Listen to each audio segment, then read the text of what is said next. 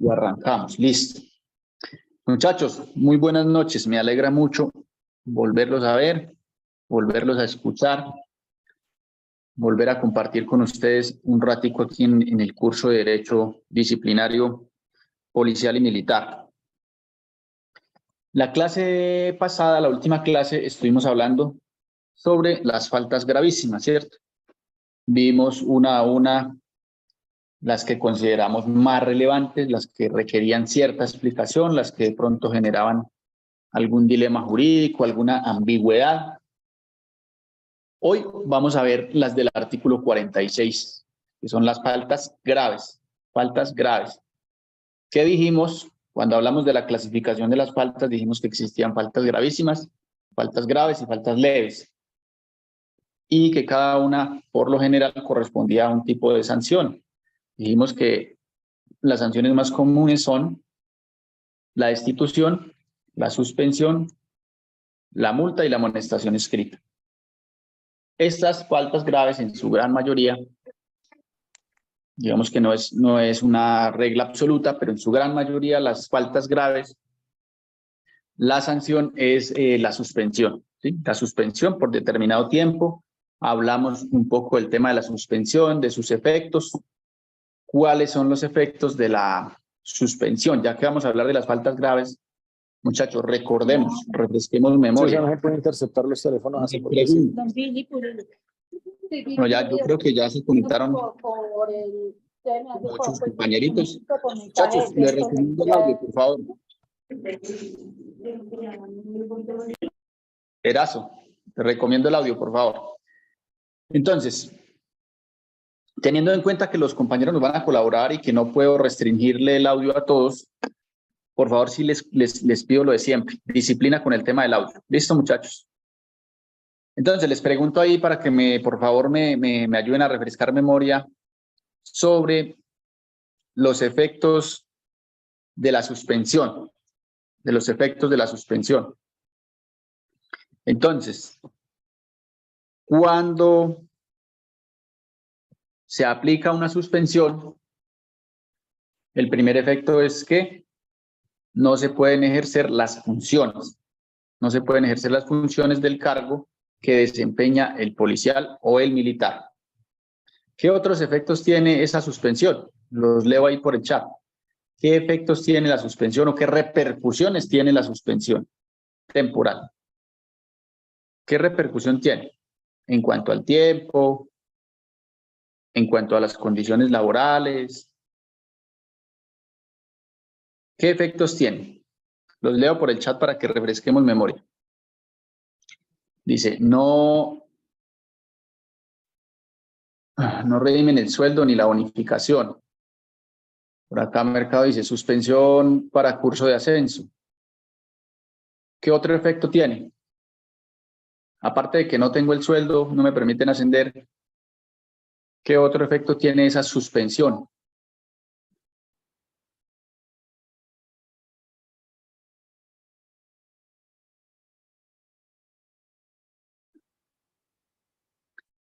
Sancionado por Procuraduría. No será contando el tiempo para la pensión. Muy bien. No se puede presentar una convocatoria de las diferentes especialidades. Muy bien. No se computa para el tiempo de la pensión. Muy bien, Gómez. Excelente. ¿Qué otra repercusión tiene?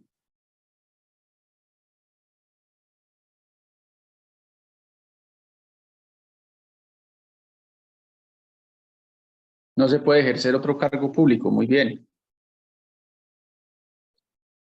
Inhabilitado para ejercer cargos públicos. Sí, así es. ¿Qué otro efecto? La salud, ¿qué? Pregunta por aquí Intendente Torres.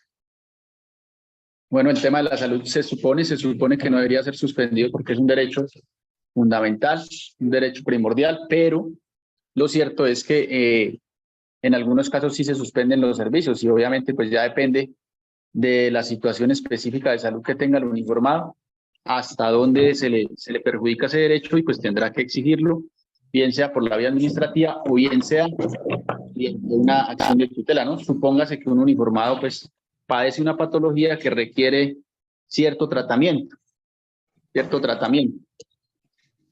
y que pues como efecto de esa suspensión, porque si se supone que le suspenden el salario, pues cómo va a responder ante Sanidad por ese descuento que se hace mes a mes, ¿cierto? Sin embargo, hay que tener en cuenta pues, que el derecho a la salud es un derecho fundamental en Colombia y fue elevado como un derecho fundamental y pues por ende debe ser garantizado y protegido, tanto del uniformado como de los beneficiarios, ¿cierto? Bueno, ¿qué otro efecto tiene, muchachos?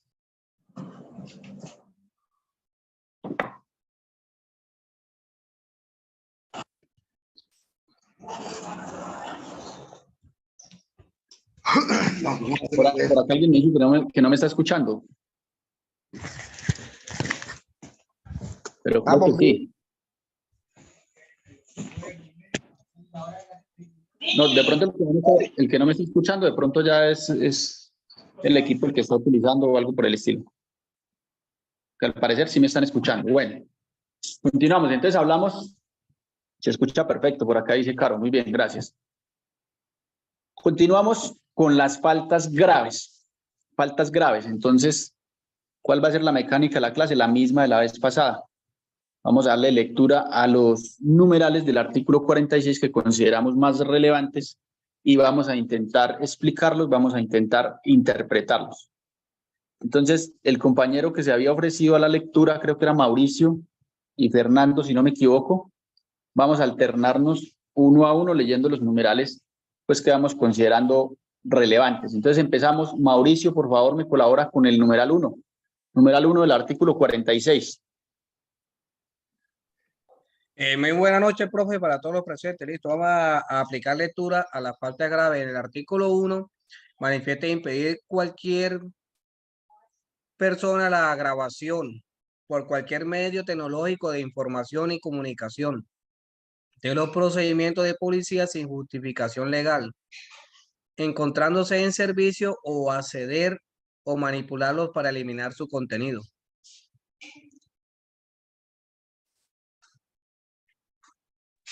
¿Sí me escuchaban hasta ahí, profe? Sí, gracias, Mauricio, muchas gracias. ¿Listo? Entonces, ¿qué es lo que ocurre? Este numeral entró a generar mucha polémica, ¿cierto?, con el nuevo régimen disciplinario policial, porque muchos uniformados consideraban que, o consideran aún, todavía hay policías que consideran que no, que es que eso no está permitido, que no se puede grabar, que el procedimiento no se puede grabar, y exponen múltiples argumentos. Incluso uno ve en redes sociales cómo hay policías que se abalanzan en contra de los ciudadanos para arrebatarles sus dispositivos móviles e impedirles que graben el procedimiento. Entonces, en base al artículo que acabamos de ver, quisiera escucharlos o más bien leerlos. Si está o no permitido y hasta qué punto que un ciudadano grabe un procedimiento de policía. ¿Está o no permitido? Permita que les voy, mientras me van respondiendo ahí por el chat, voy a intentar compartirles por acá la norma directamente a ver si nos permite.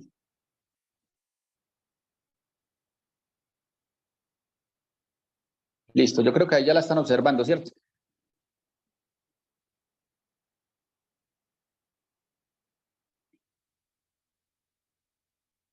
Entonces, estamos en el artículo 46, numeral 1, ¿cierto? Para que todos lo vayamos visualizando. Los que no tienen de pronto la norma a la mano.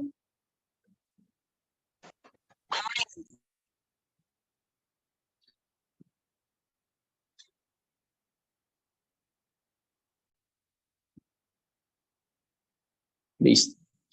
Entonces, impedir a cualquier persona la grabación por cualquier medio tecnológico de información y comunicación de los procedimientos de policía sin justificación legal, encontrándose en servicio o acceder o manipularlos para eliminar su contenido. El numeral es claro. ¿Cuál es el inconveniente aquí en este tipo de numerales? Que si bien es cierto que la norma nos dice que todo procedimiento se puede grabar, pues eso no es un derecho absoluto del ciudadano, porque existen unas limitantes. Pero primero analicémoslo desde el punto de vista de aquel uniformado que dice, no, es que no se puede grabar. Lo primero que debemos dejar claro es que sí, sí se puede grabar. ¿Y cuál es el fundamento legal del por qué se pueden grabar este tipo de procedimientos? Principio de publicidad. Principio de publicidad. El policía es un servidor público. Y al ser servidor público, pues sus actuaciones deben ser eso, públicas, públicas. Además, ese servidor público está al servicio del pueblo. Esa palabrita muchos no la comprendemos cuando estamos ejerciendo funciones públicas, ¿cierto? Entonces somos servidores públicos y ese servidor público pues no se le da la connotación o la relevancia que tiene, ¿cierto? Entonces, cuando a mí me dicen que soy un servidor público, lo primero que debo comprender es que estoy al servicio del pueblo. Y en ese orden de ideas, pues debo comprender que estoy llamado a tener un comportamiento ejemplar. Ejemplar. Recuerden que por allá el artículo 6 de la Constitución Nacional nos dice que todos los ciudadanos civiles, llamémoslos así para que nos demos a entender mejor, responden por sus acciones, pero los servidores públicos no responden solo por sus acciones, sino también por sus omisiones. ¿Y por qué responden por sus omisiones? Pues porque tienen unos deberes, unas funciones, unas obligaciones. Por eso deben responder por sus omisiones. Pero también responden por sus extralimitaciones, ¿cierto? En ese orden de ideas, pues nosotros como servidores públicos, o bueno, mejor ustedes, deben tener en cuenta que están llamados a un comportamiento íntegro y ejemplar, en razón a que le están sirviendo al pueblo, ¿cierto? Ahora bien, ¿por qué la norma traerá este numeral donde dice que todo procedimiento puede ser grabado? Recuerden la clase de las veedurías, ¿cierto? De cualquier persona que quisiera podía realizar una veeduría. Y recuerden cuando hablamos en el tema de los principios, la primera clase, los beneficios que traía esta nueva ley, hablamos de que uno de los beneficios es que cualquier persona puede solicitar informes a disciplina sobre determinado caso. Cualquier persona. Eso tiene que ver directamente con lo dispuesto en el numeral 1 del artículo 46 de las faltas graves.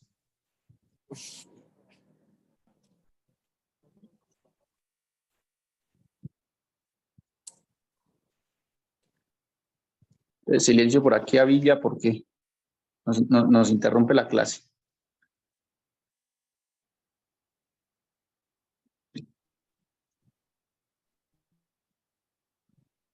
Bueno.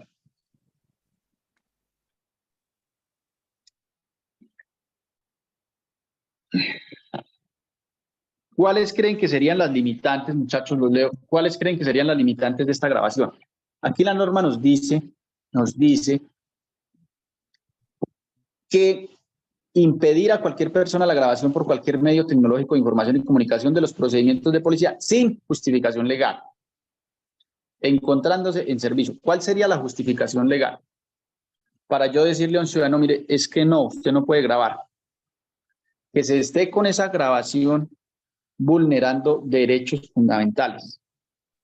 Esa es la razón, que se esté vulnerando derechos fundamentales, ¿cierto? Entonces, si por ejemplo, en un procedimiento de policía, un ciudadano que está siendo objeto de un procedimiento policial, se va a ver expuesta su intimidad, que eso es un derecho que lo protege la Constitución Nacional, pues obviamente que no se va a permitir la grabación, porque hay una justificación legal, ¿cierto?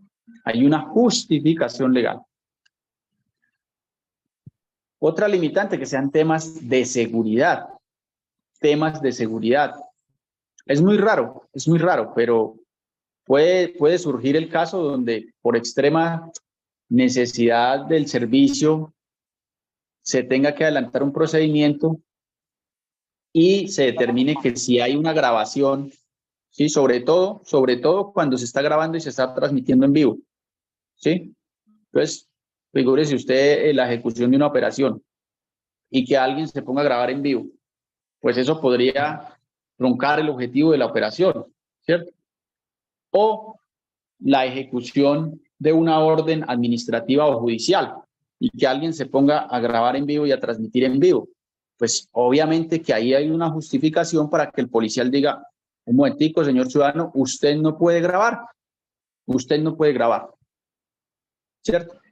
Existe una justificación. Pero por lo demás, grabe todo lo que quiera. ¿Cuál es el miedo aquí o por qué es que el uniformado se opone a que no grabe? Dos cosas. Una, o por miedo porque cree que está llevando mal el procedimiento y entonces le da miedo que lo grabe, ¿cierto? Y por eso le impide la grabación al ciudadano. O dos, por arrogancia y prepotencia. Entonces es ahí donde usted ve videos donde el policía se abalanza al ciudadano, le quita el teléfono celular. Y es más, hay algunos que manipulan el teléfono celular para borrar los videos que allí se graban. Mire que eso es falta disciplinaria grave. Falta disciplinaria grave. Y así usted borre, usted le quite el celular al ciudadano y usted borre el contenido y le entregue el celular al ciudadano.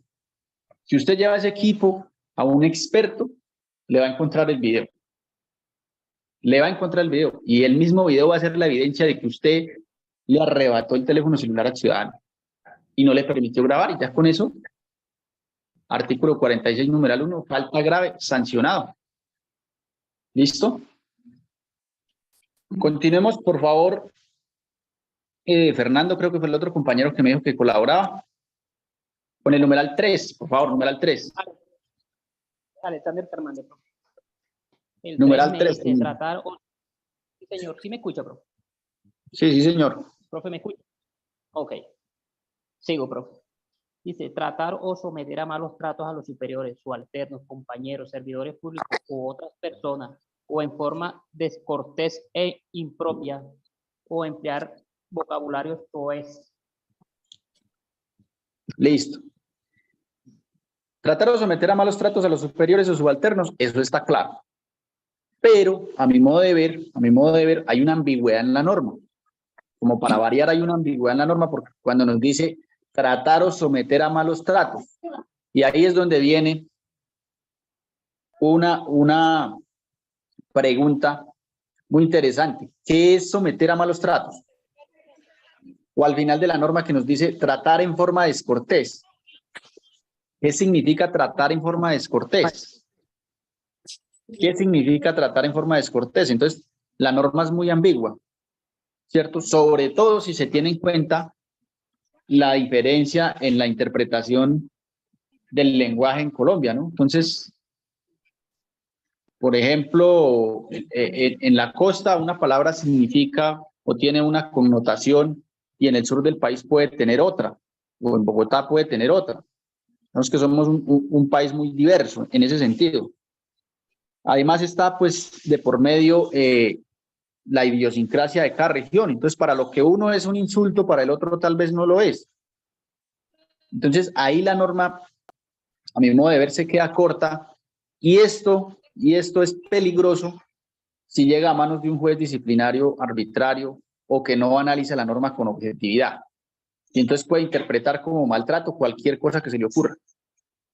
Pues conozco casos, un caso reciente que está todavía en litigio, se presentó la apelación para segunda instancia donde se sancionó a un patrullero supuestamente por trato descortés en relación a un superior jerárquico, un señor subintendente. Entonces, el proceso se inicia porque el señor subintendente pasa un informe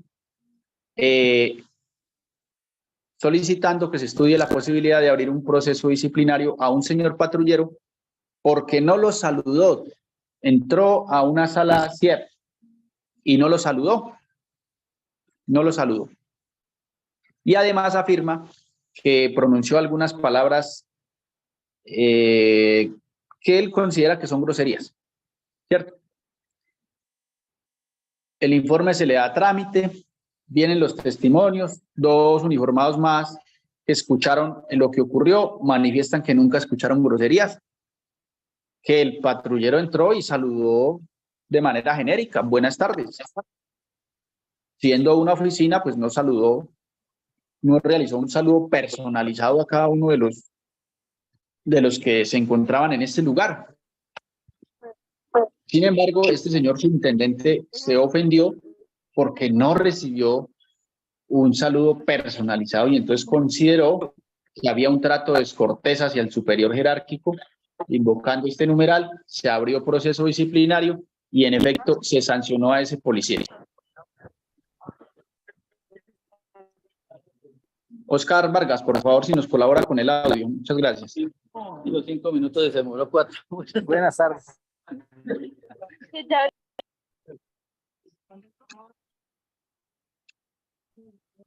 Bueno, continuamos entonces. Haciendo hincapié en esta ambigüedad de la norma, pues lo recomendable es que en este tipo de procesos nos vayamos a los elementos de la estructura de la falta disciplinaria para hacer una buena defensa. ¿Se acuerdan que hablamos de la tipicidad? Hablamos de la ilicitud sustancial y de la culpabilidad, ¿cierto? Y haciendo un análisis ya minucioso acerca de las pruebas que hayan dentro del proceso, ¿cierto? Demostrar, pues, que la conducta no está tipificada, porque es que aquí nos dice someter a malos tratos, pero ¿qué puede ser un maltrato? ¿Qué puede ser un maltrato? O sea, para uno un maltrato puede ser, qué sé yo, empujones o groserías. Para otro, maltrato, si por ejemplo estamos hablando de la generación de cristal, maltrato puede ser hablarle con un tono de voz un poco fuerte. Maltrato. Trato descortés. Trato descortés para uno puede ser echarle la madre, como para otro un trato descortés puede ser alzarle los hombros, o para otro trato descortés puede ser incluso mirarlo en forma desagradable, pero eso es una interpretación subjetiva. Eso para que lo tengamos en cuenta. Bueno, muchachos, creo que me voy a ver en la obligación de silenciarlos a todos. Me disculpan los que querían participar, pero pues definitivamente no se puede. Entonces, continuamos. Analizando el numeral 3, someter a malos tratos. Si ustedes consideran que hay alguna de las faltas de las que estamos acá revisando, alguno de los numerales del artículo 46, que es relevante, me lo van escribiendo ahí por el chat, por favor, y lo vamos a ir revisando. Mientras tanto, vamos a ir revisando los que yo considero que son relevantes y de los que debemos hacer un análisis. ¿Listo? Entonces, el numeral 6, utilizar el uniforme policial en actividades fuera del servicio o a través de los medios sociales, contrariando los reglamentos u órdenes institucionales. Este sí que está de moda. Este sí que está de moda. El numeral 6. Entonces, cualquier red social que usted abra, a cualquier hora del día, encuentra usted cualquier cantidad de policías y militares incurriendo en esta conducta. Utilizar el uniforme en actividades fuera del servicio o a través de medios sociales. ¿Una red social es un medio social? Claro que sí. ¿Facebook es un medio social? Sí. ¿TikTok es un medio social? Sí. ¿YouTube es un medio social? Sí. Y allí encuentra usted uniformados de todos los grados. De todos los grados. Eso no vamos a decir que solo los patrulleros nuevos o los auxiliares que están incurriendo en este tipo de conductas. No. Usted ve de todo. Usted ve señores intendentes, ve capitanes, ve mayores haciendo y deshaciendo en redes sociales con el uniforme. Con el uniforme. Entonces, yo no tengo nada en contra de que un uniformado publique en redes sociales, ¿cierto? incluso que sea youtuber, que sea tiktoker, qué sé yo. Pero, ¿por qué tiene que ser con el uniforme?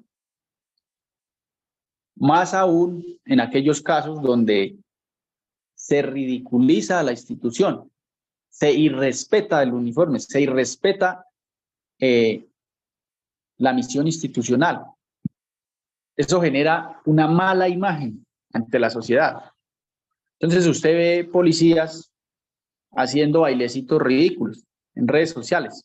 No, que está viral cierto bailecito y sale allá mi capitán haciendo el baile. ¿Será que eso tiene un impacto positivo en la ciudadanía? ¿Será que eso contribuye a que se fortalezca la institución, a que tenga más respeto, más autoridad? Por el contrario. Por el contrario. Cosa muy diferente porque hay muchos policías uniformados y creo que los declaran embajadores digitales. No sé si tendrán alguna bonificación extra, no sé. Pero hay policías que realizan contenido de valor y contenido que contribuye, ¿cierto? Pero yo me estoy refiriendo a aquellos uniformados que utilizan el uniforme para ganar likes en una red social haciendo ridículos. Entonces, usted, a cualquier hora que usted ingrese a la red social, TikTok, por ejemplo, usted ingresa a las 11, 12 de la noche y encuentra policías haciendo en vivos. Además, eso pone en riesgo la seguridad. Yo me pregunto, por ejemplo, ¿dónde están los de la Inspección General de la Policía que buscan mejorar las estadísticas? ¿Dónde están? Que si realizaran un ejercicio al azar de revisar las redes sociales, hombre, encontrarían para abrir procesos disciplinarios y saturar esas oficinas de control disciplinario a nivel nacional. Porque usted encuentra de todo, contenido desde lo más ridículo hasta lo más grotesco, lo encuentra usted en redes sociales utilizando el uniforme. Entonces, para que lo tengamos en cuenta. Continuamos. Espérenme, reviso por acá los comentarios a ver si me enviaron acerca de algún numeral. Por acá dice alguien que no están sancionando a nadie porque eso es cada rato haciendo TikTok uniformado. Sí, eso es muy cierto. Eso es muy cierto. Yo la verdad no he visto policías sancionados por esa situación. Son muy pocos, pero debería.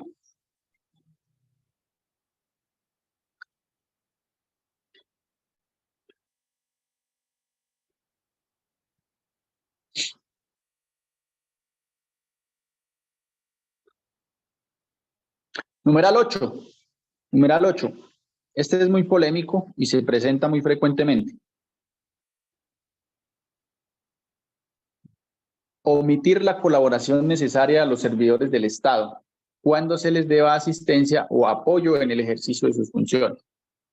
Entonces, lo primero que debemos aclarar de este numeral es que los miembros de la Policía Nacional, como de las otras instituciones de la fuerza pública, están en la obligación de colaborar a los demás servidores del Estado. Colaborar. Entonces, si a usted le llega un miembro de la inspección de policía pidiendo una colaboración, usted está en el deber. Y si no lo hace, está incurriendo en una falta disciplinaria por omisión. Omisión. Si a usted le llega un servidor público de la alcaldía municipal a solicitar su apoyo, usted está en la obligación de apoyarlo. No es si quiere, no es si puede, no es si tiene disposición, no es si le llevan ponchera, no, es que tiene que colaborar. Es que tiene que colaborar con las instituciones públicas. Llámese comisaría, llámese inspección de policía, llámese alcaldía municipal, llámese cualquier institución del Estado. La norma ahí es clara. ¿Cuál es la polémica o cuál es la problemática en estas colaboraciones? Que muchos funcionarios de otras instituciones creen que porque existe esta normatividad y el policía está obligado o el militar está obligado, pues pueden abusar de eso. Y entonces el caso típico es con los señores de la Fiscalía General de la Nación. Yo creo que más de uno de ustedes se ha percatado de esa problemática. ¿Cierto? Que los señores de la Fiscalía, sean fiscales o sean investigadores del CTI, se creen superiores jerárquicos del policía. Se creen superiores jerárquicos del policía.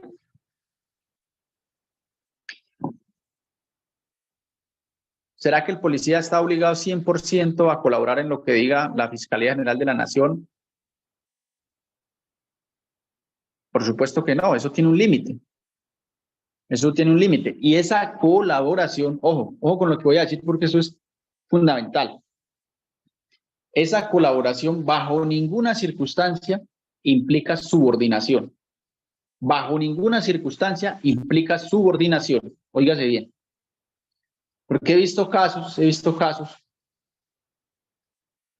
de las comisarías, incluso donde un señor comisario, una señora comisaria de familia, se cree con autoridad para mandar a los policías y no es así. No es así. Entonces, colaboración quiere decir que si ese funcionario que representa a cierta entidad del Estado, a cierta institución, requiere de un apoyo del servicio de policía, se le presta con muchísimo gusto. Pero eso tiene una limitante, como la tiene toda orden de servicio o toda actividad que se va a realizar. Y es que usted le debe hacer el filtro de que esa colaboración esté enmarcada dentro de la legalidad. Dentro de la legalidad. ¿Cierto? Si a usted le dan, o si a usted le solicitan, porque así debe ser, a usted le tienen que solicitar, no es que lo manden. No es que, oiga, intendente, haga esto, oiga, señor teniente, haga esto. No. Tenemos en una relación interinstitucional de colaboración, pero nunca va a ejercer el mando, jamás. Con los señores de la Fiscalía ocurre, y por ahí hay un video muy viral de un señor del CTI que incluso se atreve a desafiar o a agredir físicamente a un uniformado de la Policía Nacional. ¿Por qué ocurre eso? Porque eso es una práctica malsana que se ha venido alimentando a lo largo de los años. Y entonces los de algunas instituciones creen que los miembros de la Policía Nacional están bajo su mando. No es así. Los miembros de la Policía Nacional solo están sujetos a la jerarquía policial, nada más. A la jerarquía policial. Y lo mismo pasa en todas las instituciones. En el Ejército, en la Armada, en la Fuerza Aérea.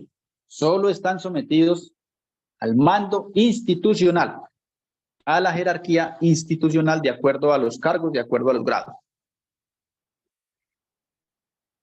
Pero es que el de la Fiscalía, que porque maneja el tema judicial y que porque son los encargados de recibir los procedimientos, los capturados y demás, entonces se creen con autoridad. Pero eso no es así. Entonces, ¿qué pasa cuando usted va a dejar a disposición de la Fiscalía, por ejemplo, un capturado por cualquier delito? Y ese funcionario no se lo recibe, por el argumento que sea. ¿Usted qué puede hacer? ¿O qué debe hacer? Vamos a poner el ejemplo.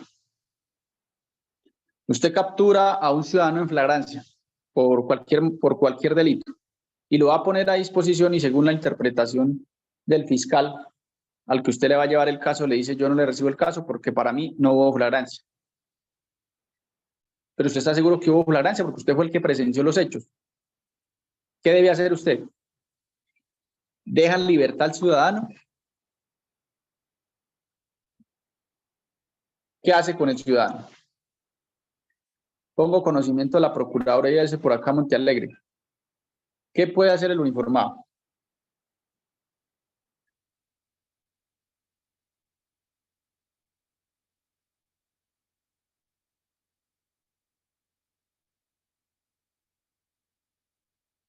Dejo constancia de ese hecho.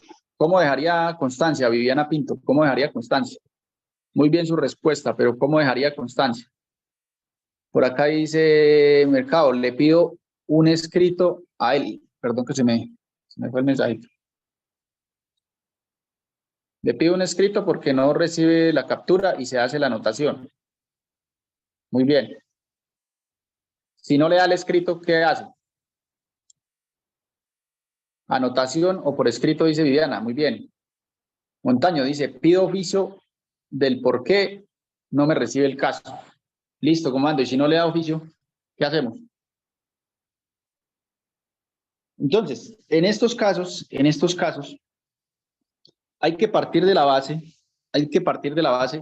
de que ese funcionario de la Fiscalía General de la Nación, si es fiscal o lo que sea, el cargo que tenga, es un servidor público. Y como servidor público está sujeto al derecho disciplinario, ¿cierto? Ley 1952 del 2019. Y tiene unas obligaciones y tiene unos deberes funcionales, ¿cierto?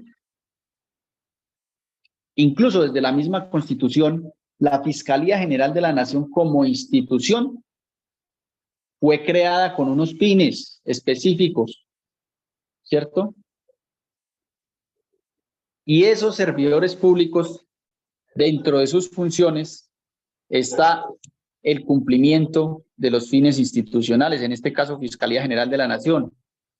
Y si la norma me dice que yo debo poner a disposición ante la Fiscalía General de la Nación, y ese es el funcionario o el servidor público encargado de la jurisdicción en la que yo conocí el caso, lo llevo y no me lo recibe, pues ese servidor público está incumpliendo unas funciones. Entonces, ¿cuál es el procedimiento recomendado? Lo mismo, que tomen todas las medidas necesarias para dejar los respectivos soportes. Entonces, realicen anotaciones, soliciten por escrito que se les dé la respuesta de por qué no se recibe el capturado. Informen a su superior, porque en esta incurren muchos que se encierran solos en el procedimiento, a veces llaman telefónicamente al superior, el superior lo hace la de Pilatos. Usted tiene placa, usted tiene número de cédula, usted tiene una resolución a través de la cual lo declara un servidor público, usted responde, ¿cierto? Pero a pesar de que diga eso ese superior jerárquico, usted también tiene unas funciones y usted está en el deber de rendirle un informe, entonces usted rinda ese informe. Así el superior jerárquico le haya dicho que no, que entiéndase usted y que resuelva usted. Usted pase el informe y solicítele que cuál es la orden, qué hace usted con ese ciudadano. Si lo deja en libertad, ¿qué hace? Ya verá el señor comandante si le responde o no le responde. Pero usted cumplió con pasar el informe. Eso es fundamental. Eso es fundamental. Graben el procedimiento si les es posible. Graben el procedimiento. Y entonces aquí surge una pregunta. ¿Será ilegal grabar a un señor de la Fiscalía General de la Nación por no recibir un procedimiento? Por supuesto que no es ilegal. Usted lo puede grabar porque es un servidor público. Es un servidor público. Hace un par de años hubo un casito en Medellín de una señora fiscal que no le recibió un caso a un patrullero y el patrullero la grabó. Y esta señora fiscal anunció que le iba a aperturar proceso disciplinario a este policía y eso fue un show mediático y bueno, tuvo mucho tiempo en redes sociales, se volvió viral. Pero la respuesta es que se puede grabar. La fiscal argumentaba que se le había vulnerado su derecho a la intimidad y una cantidad de cosas que no tienen fundamento legal, porque es que ella en ese momento era fiscal, es decir, servidora pública, y sus actuaciones son públicas y estaba en ejercicio de sus funciones. Ella no estaba ni en su casa, ni en su intimidad, ni en su espacio personal, no, ella estaba en unas instalaciones públicas. Fiscalía General de la Nación. Entonces, ¿cuál derecho a la intimidad?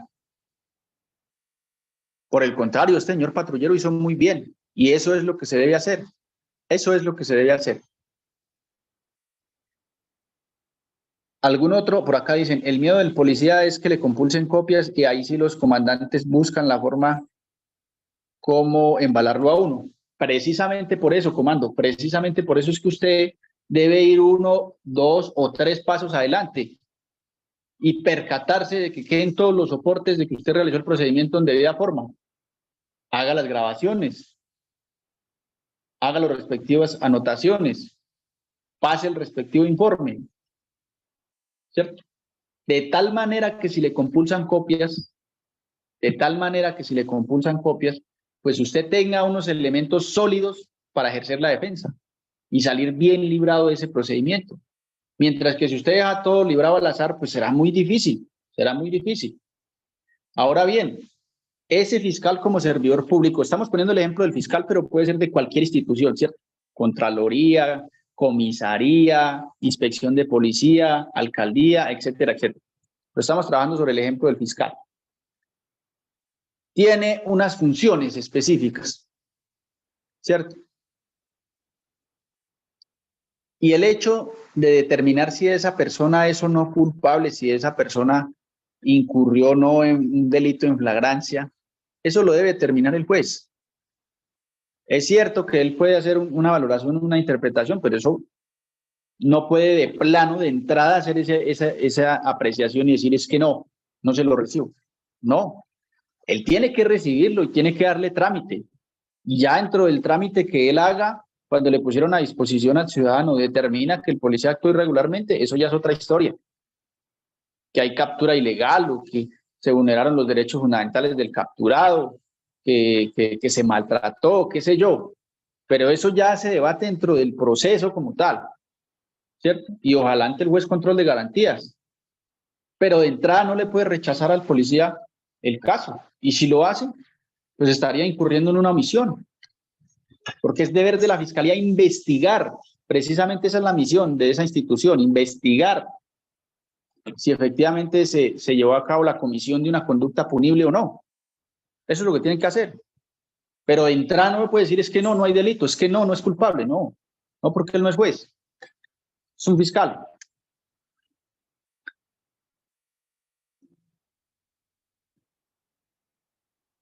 ¿Qué más comentarios hay por acá? Te pido oficio de por qué no, sí, claro que sí, grabar el procedimiento. Muy bien, Vallejo, esa es.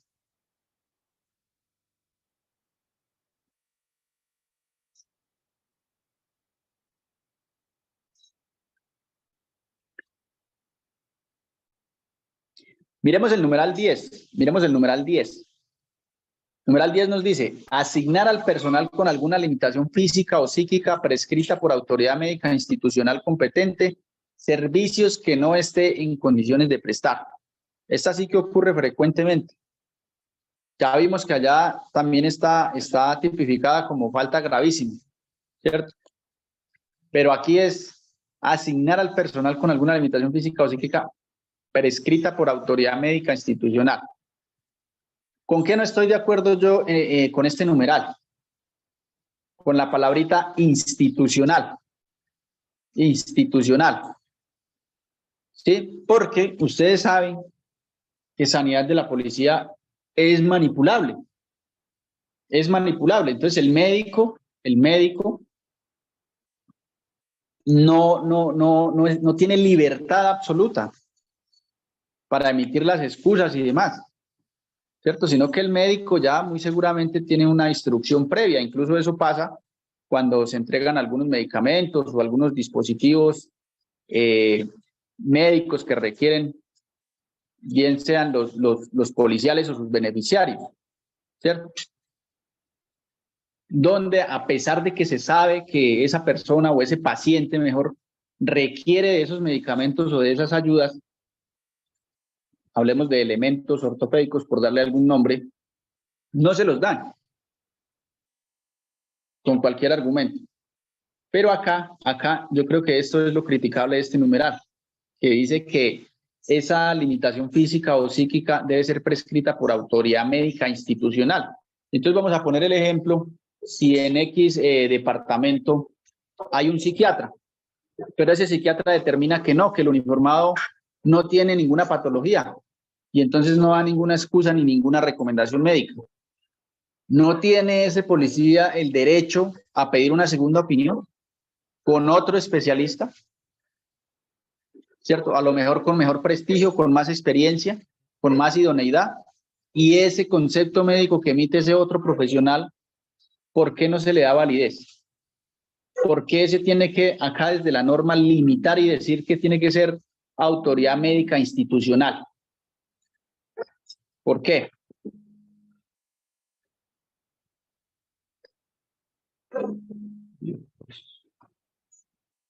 Bueno, si algún comandante de cualquier, recuerden que cuando digo comandante me refiero desde subintendente hasta general. Si algún comandante le ordena a un subalterno realizar actividades que están en contravía de lo dispuesto por un médico, está incurriendo en falta disciplinaria grave. Y esto ocurre muy frecuentemente, donde hay comandantes arbitrarios que dicen, a mí no me importa lo que diga el médico, usted me cumple con el turno de vigilancia, no, pero es que mi intendente, mi capitán, mire que a mí me prohibieron estar más de 8 horas de pie, no, a mí no me importa, usted me cumple con el turno de vigilancia y punto. Y saben, hay una interpretación que dan algunos comandantes que además de arbitraria, pues carece de razones fundamentales, y es que se han inventado no sé de dónde lo sacan, pero se inventaron que el único documento válido para determinar esas limitaciones y afectaciones es la Junta Médico-Laboral. Y aquí en el numeral, si usted lo lee cuantas veces sea necesario, usted no encuentra por ningún lado que diga que tiene que ser medicina laboral.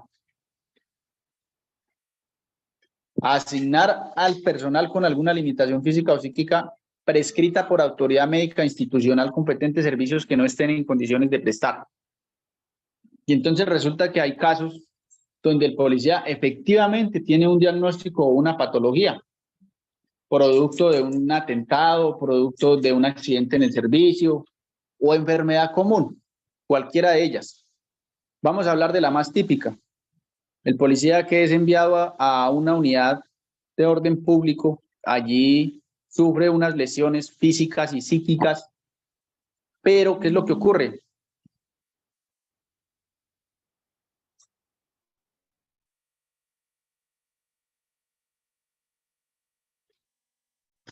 Entonces, ¿qué es lo que pasa? Que ese policía puede durar años esperando que le valoren esas lesiones, esperando que medicina laboral saque una junta médico-laboral y determine cuál es la verdadera pérdida de la capacidad laboral. Eso número uno, que son eternas esas juntas médico-laborales. Dos, que la calificación no es justa. Entonces, usted puede que tenga diagnósticos y patologías que ameritan que se limite en el servicio, o sea, que por ejemplo, no se tenga que patrullar más de 4 horas, o que por ejemplo, no pueda estar de pie más de 8 horas, o que por ejemplo, que no sea expuesto largas horas del día al sol, o que usted deba estar en un lugar donde pueda gestionar sus alimentos a ciertas horas, ¿cierto? Hay enfermedades que así lo ameritan. Y entonces, medicina laboral se demora, conozco casos donde se ha demorado 5 años para hacer una junta médico-laboral. 5 años desde el momento en que ocurrieron los hechos hasta que sale el documento denominado junta médico-laboral. Aunado a eso lo califican de una forma ridículamente absurda. Conozco casos donde hay uniformados que tienen hasta 12 patologías adquiridas en actos del servicio con ocasión del mismo, y medicina laboral de la policía dice que hay 0% de pérdida de la capacidad laboral y 0 índices lesionales, o sea, no hay indemnización, no hay nada. Caso de la vida real, un señor intendente ya se encuentra en uso de buen retiro porque no aguantó más en la institución debido a eso. Tuvo un atentado en el grado de subintendente, eso le dejó unas lesiones graves, entre esas patologías de carácter psiquiátrico, como el estrés postraumático. Sin embargo, medicina laboral de la policía, 0% de pérdida de capacidad laboral. 0%. Más de 10 años para valorar esas patologías. Y eso con procesos judiciales. Hasta que un juez les ordenó. Entonces, cuando un comandante aduzca estos argumentos, pues eso no tiene validez. Usted no puede esperar 5 años. Por Dios. Y si usted apela a esa decisión, pues ¿cuánto tiempo más?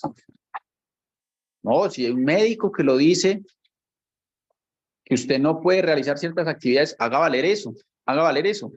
Ah, que le voy a pasar informe, páselo. No hay problema, páselo. El comandante no es médico, primero que todo, no es médico. Para determinar usted qué actividades en realidad puede o no puede hacer.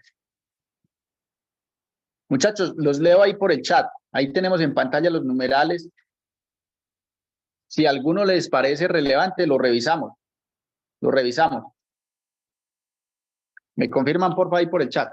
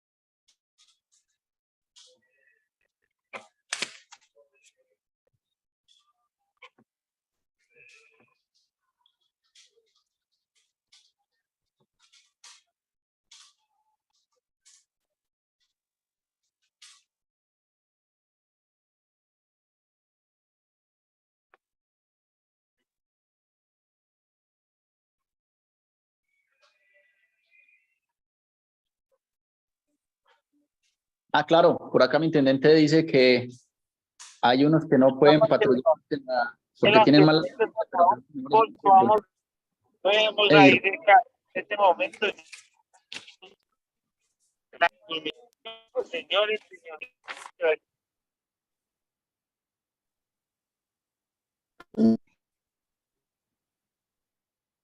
¿O sería allá encima? ¿Eh? Y sobre la...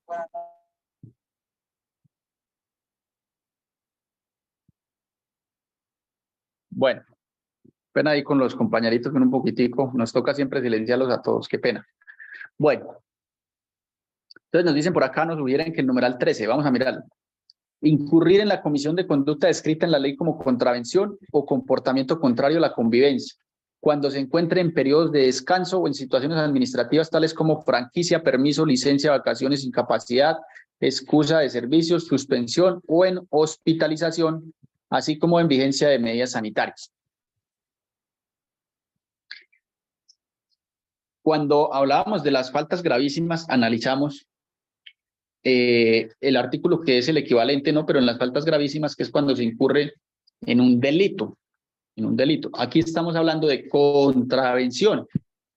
Contravención. Volvemos a lo mismo. Yo mantengo la misma postura.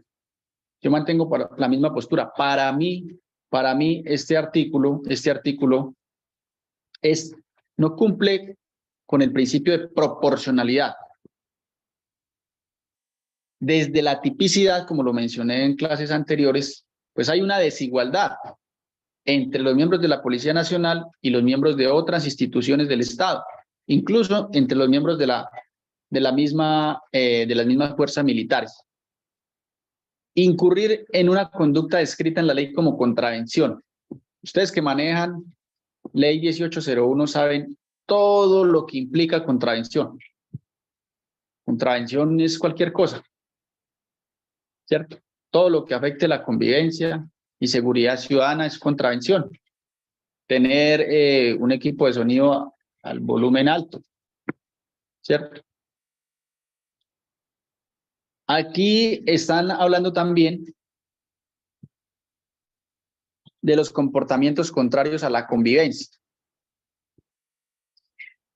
Pero, ¿qué viene ocurriendo? Que el tema de los, por ejemplo, he visto investigaciones disciplinarias por infracciones de tránsito.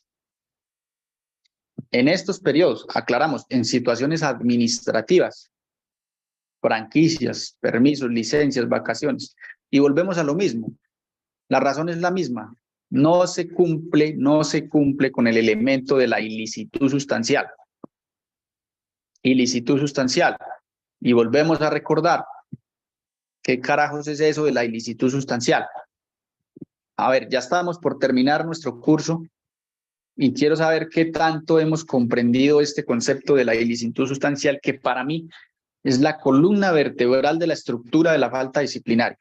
De los 4 elementos de la estructura de la falta disciplinaria, este es el más importante, la ilicitud sustancial.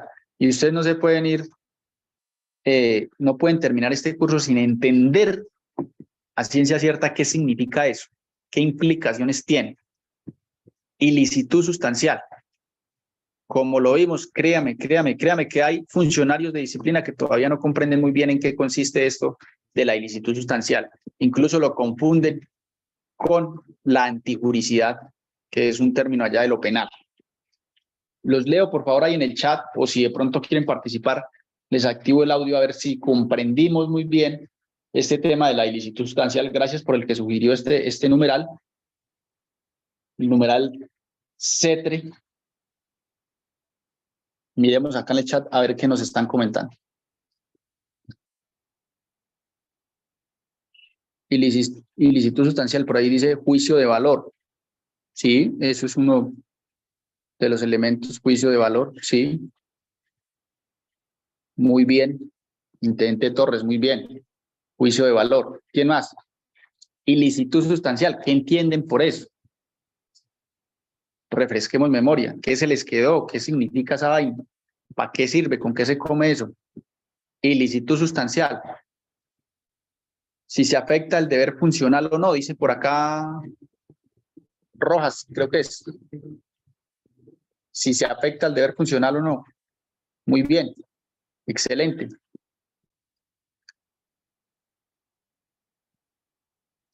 Sustancial es un elemento de la falta disciplinaria que se supera en el momento en el que se afecta o transgrede un deber funcional.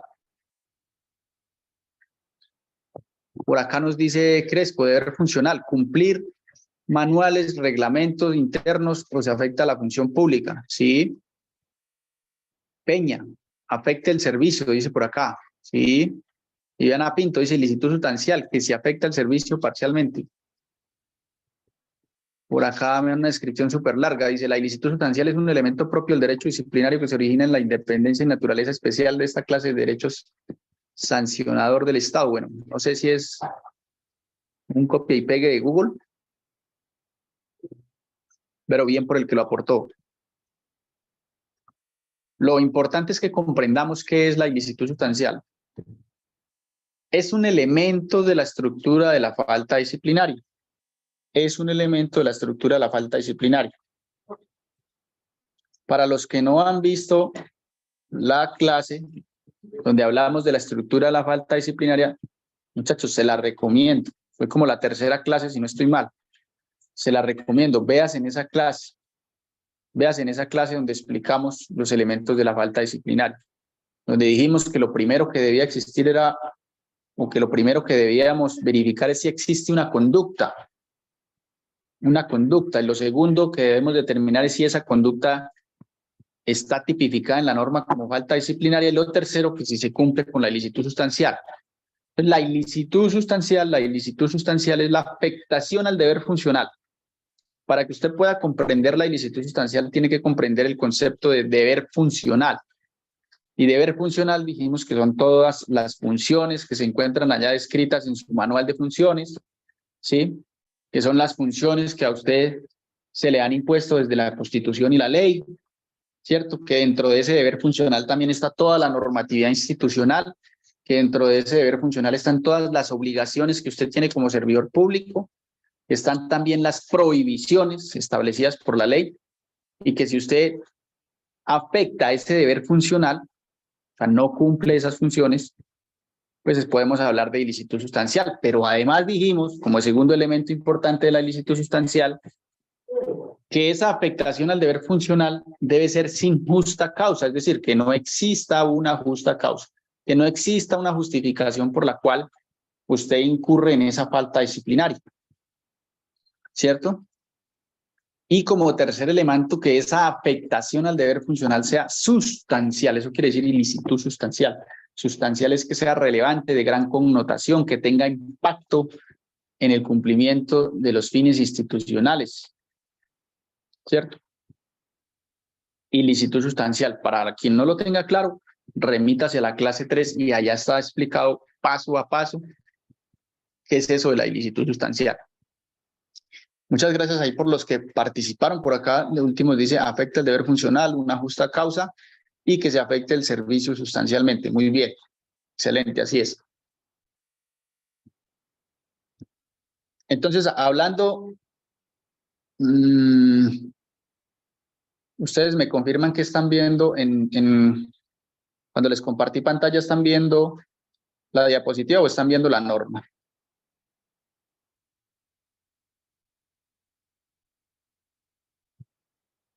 Listo, creo que estamos en la norma. Bueno, entonces, hablando del numeral 13, que dice que incurrir en la comisión de una conducta descrita en la ley como contravención será falta disciplinaria grave, yo no estoy de acuerdo. Yo no estoy de acuerdo porque no se cumple con el elemento de la ilicitud sustancial. No se cumple con el elemento de la ilicitud sustancial. Hagamos el análisis de los tres elementos. El hecho de que usted, estando en vacaciones, le suba el volumen de su equipo de sonido a niveles no permitidos, ¿afecta el deber funcional? Es decir, ¿usted incumple con sus funciones como servidor público? Ojo, como servidor público. No. Y esa afectación es sustancial, es decir, de gran relevancia o repercusión para el servicio, tampoco. Tampoco. ¿En qué influye, por ejemplo, un uniformado que pertenece a la vigilancia de un municipio? ¿En qué influye que en vacaciones incurran este tipo de conductas? Lo que botó la basura en la calle. ¿Eso afecta el servicio como policía, como servidor público? No. Entonces, para mí hay una desigualdad y hay una desproporción, tanto en la tipificación de las faltas, ¿cierto? Como lo vimos en la clase número 5, 6, como en la dosificación de las sanciones.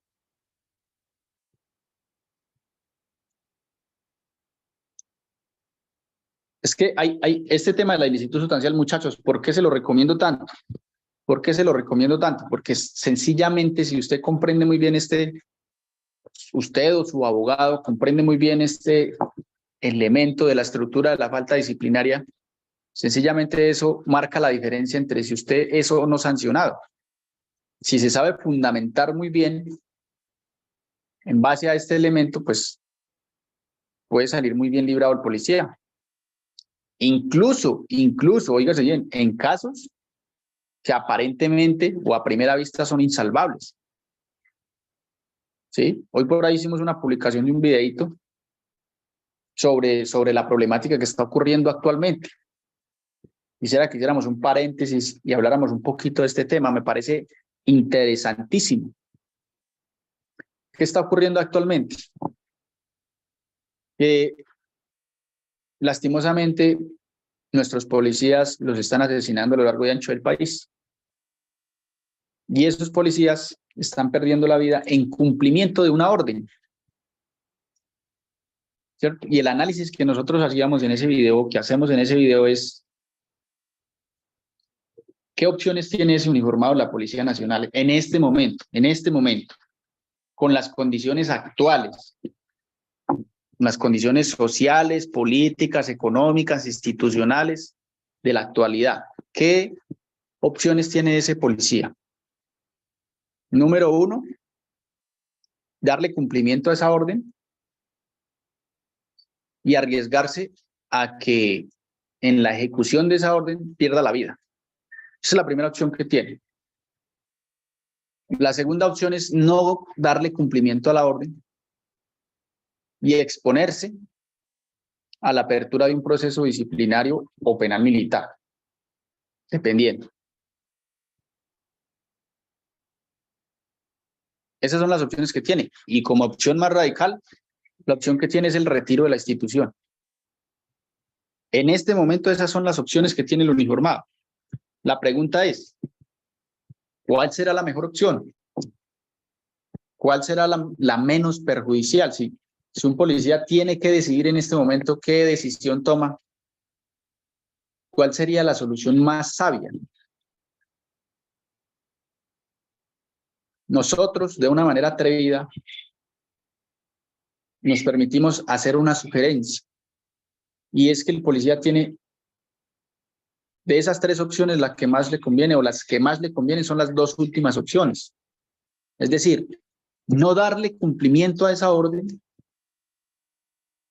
y exponerse a un proceso disciplinario y dentro de ese proceso defenderse o retirarse de la institución.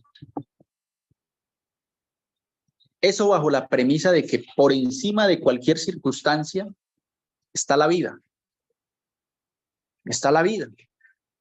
Y ese policía tiene derecho a tomar esas decisiones. Son decisiones. Que esas decisiones tienen unas consecuencias, sí. Pero en últimas es una decisión del uniformado. El uniformado no pierde ese derecho a autolegislar sobre su cuerpo y sobre su vida. Libre desarrollo de la personalidad.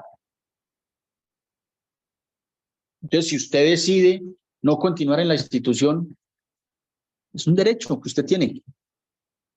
Si usted decide no darle cumplimiento a una orden porque usted considera que corre un riesgo extremo e innecesario su vida y decide no darle cumplimiento, pues está en todo su derecho. Pero es que eso tiene unas repercusiones y unas consecuencias. Sí, pero hace parte del libre desarrollo de la personalidad de ese uniformado. ¿Y por qué nos atrevemos a dar esa sugerencia? Desde el punto de vista jurídico. Y en este curso sí que es pertinente hablar de ese artículo. Artículo 33 de la Ley 2196. Artículo 33. ¿De qué nos habla ese artículo? De la orden ilegítima. Y esto aplica para todas las faltas que estamos analizando, las gravísimas y las graves. Para todas. Artículo 33. ¿Y qué nos dice ese artículo? Nos habla de la orden ilegítima y dice que cuando esa orden está en contravía de preceptos constitucionales o en contravía de los derechos humanos, es una orden ilegítima. Y al ser una orden ilegítima, el subalterno no está obligado a cumplirla. No está obligado a cumplirla. Miremos qué nos dice ese artículo. De pronto hay algún incrédulo y dice, este man está hablando de más. Eso no es así. Eso no es tan así. Lo que pasa es que muchas veces, por eso yo les hacía énfasis en la primera clase, sobre la importancia de conocer la norma, y que a la norma no hay que tenerle miedo, porque ese es el problema, que nos siembran terror con la norma, que es que esto es una guillotina y que usted no puede ni respirar porque es que ya sale sancionado. No, eso no es tan así. Eso no es tan así. Es cierto que la norma es un tanto injusta, un tanto desproporcional, un tanto desigual, sí, pero tampoco para tenerle miedo. Entonces, miremos qué nos dice el artículo 33. Y el artículo 33 que ustedes tienen en sus pantallas nos dice lo siguiente. Orden ilegítima. La orden es ilegítima cuando excede los límites de la competencia o conduce manifiestamente a la violación de la Constitución política, la ley, los derechos humanos, las normas institucionales o las órdenes legítimas superiores. hacemos énfasis en los derechos humanos. Y entonces vamos a hacer aquí una reflexión. Todo el mundo habla de derechos humanos en Colombia. Cuando hay una protesta, esa es la frase favorita, derechos humanos. Hay organizaciones sin ánimo de lucro, ONGs, que se han dedicado a desprestigiar a la Policía Nacional, supuestamente a denunciar internacionalmente que es que los miembros de la institución policial es un bloque de asesinos de jóvenes que están reclamando de manera indefensa y débil sus derechos y que la policía es un bloque que se ha dedicado a asesinar jóvenes en Colombia. Esa es la idea que le han vendido al mundo. Esa es la idea. Por ahí había una señora, muchacha, que se hacía llamar Simona. Y en los medios de comunicación, en la W Radio, en la FM, en Blue Radio, etcétera, etcétera, sus declaraciones no eran sino de odio contra la Policía Nacional. Y afirmaba con estadísticas en mano que existía una política criminal dirigida a asesinar jóvenes.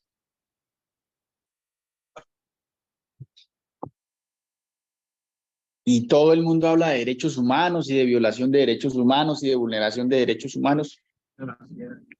Pero ¿y qué pasa cuando muere un uniformado de la Policía Nacional? ¿Qué pasa cuando lo asesinan? ¿Dónde están los de derechos humanos?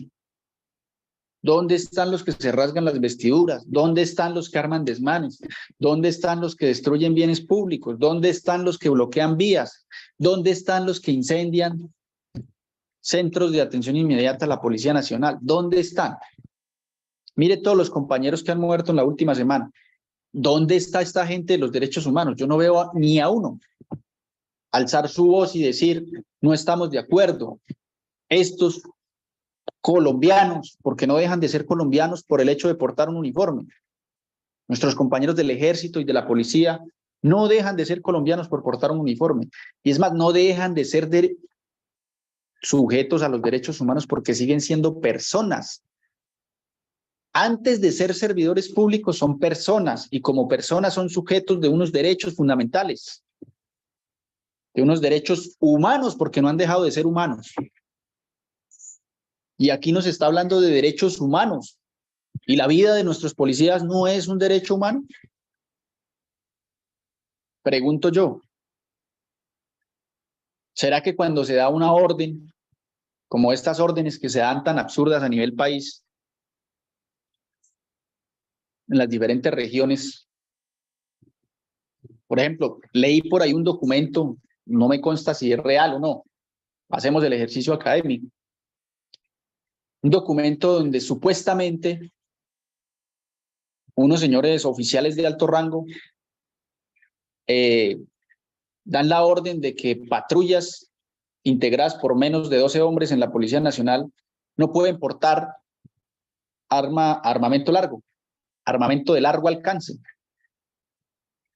¿Qué orden, de llegar a ser cierto eso, qué orden tan absurda, qué orden tan irracional? O sea, es una lógica incomprensible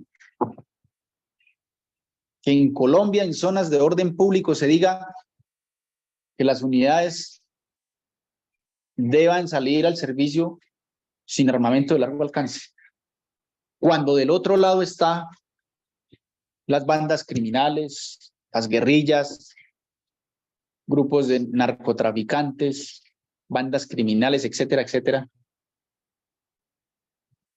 que utilizan armas de alto poder,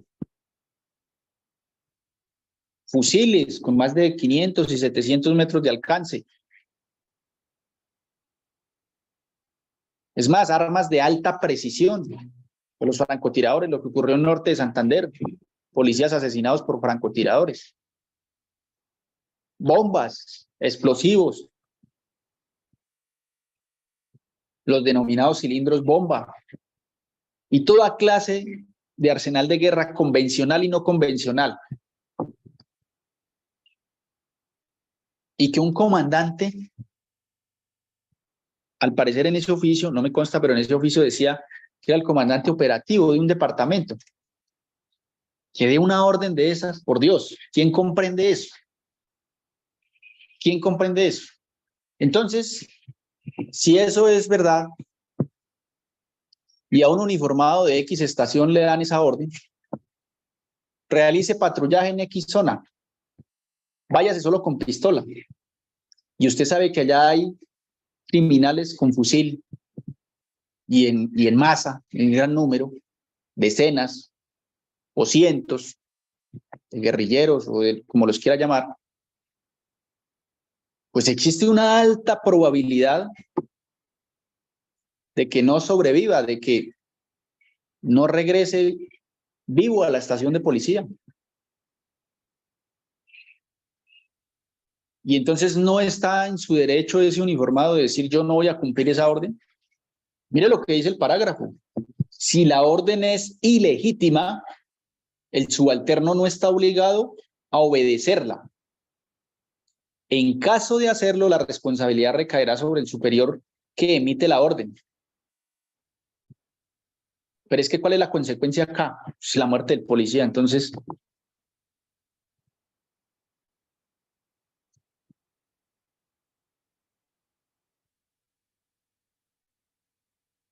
dejo esa reflexión, dejo ese tema en el tintero. ¿Tiene argumentos jurídicos ese policía para eventualmente defenderse? Claro que sí, claro que sí. Ah, bueno, pero y algunos dirán, no, y bueno, y entonces, yo no sé dónde deja el tema de la cobardía. Porque hay procesos en la penal militar por cobardía, ¿sí o no? Pero es que eso tiene un límite. Eso tiene un límite. Eso no es que yo por portar un uniforme o sea, en todo momento me debo comportar como un héroe. Eso no es así. Actos de heroísmo tienen sus límites. Tienen sus límites. Y si su vida está en riesgo extremo, pues usted está en su derecho de decidir, cumplo o no cumplo la orden, punto. Y la reflexión que yo hago es, ¿qué será mejor? ¿O qué será menos peor? ¿Me defiendo en el proceso disciplinario? ¿Con vida? ¿O que me lloren en el cementerio? Esa es la reflexión que se debe hacer el uniformado. Esa es la reflexión. Porque en este momento no le está importando a nadie en el país la muerte de los policías, a nadie, ni al sector político. Nada se dice, ni a las organizaciones no gubernamentales, no, a nadie le está importando, a nadie. Al único que le importa la muerte del policía es a la mamá, a los familiares, a los hijos, a la esposa, de resto a nadie, a nadie. A los comandantes no les está importando. Uno más, uno menos, ya, pare de contar. Entonces es el uniformado el que debe hacer ese análisis y esa reflexión, dependiendo de la unidad en la que está. Otra opción que tiene ese uniformado es el retiro, pero es que el retiro tiene una problemática y es que el retiro no lo están dando de manera inmediata. Usted pide el retiro y el retiro se le puede demorar 3 meses, 4 meses, 5 meses, 6 meses. Y conozco policías que les ha tocado interponer acción de tutela para que les firmen la resolución de retiro. Y hay muchos que han incurrido en muchos errores porque se retiran o presentan el oficio, la carta, la solicitud de retiro, salen con sus vacaciones de retiro y no vuelven. O vuelven, pero no cumplen las órdenes y resulta que es que usted es servidor público hasta el último segundo cuando usted lo notifican de que ya no es servidor público y le notifican una resolución de retiro de la institución. Mientras tanto, usted sigue siendo servidor público y debe cumplir con todas sus obligaciones a cabalidad, so pena de verse inmerso en procesos disciplinarios. Esa es la limitante. Y entonces, el tema de la cobardía en lo penal militar, ¿cuál es la explicación desde el punto de vista jurídico? Resulta que esa norma habla de la cobardía, pero es que la cobardía se configura cuando estamos en combate, cuando hay una acción directa del enemigo. y yo corro, huyo, me voy del lugar, ahí se configura la cobardía. Pero eso hay que analizarlo con lupa. Eso hay que analizarlo con lupa. Porque eso no es absoluto. Eso tiene unas excepciones y hay que hacer un análisis. Porque también están las que vamos a ver mañana, que la clase de mañana no se la pueden perder, muchachos. La clase de mañana es importantísima. Artículo 31 de la ley 1952, causales de exclusión de la responsabilidad. O sea, le pueden salvar la vida a un uniformado. También están descritas por allá en el artículo 33, si no estoy mal, del Código Penal Militar. Son básicamente las mismas. Y si no estoy mal, en el artículo 32 del Código Penal.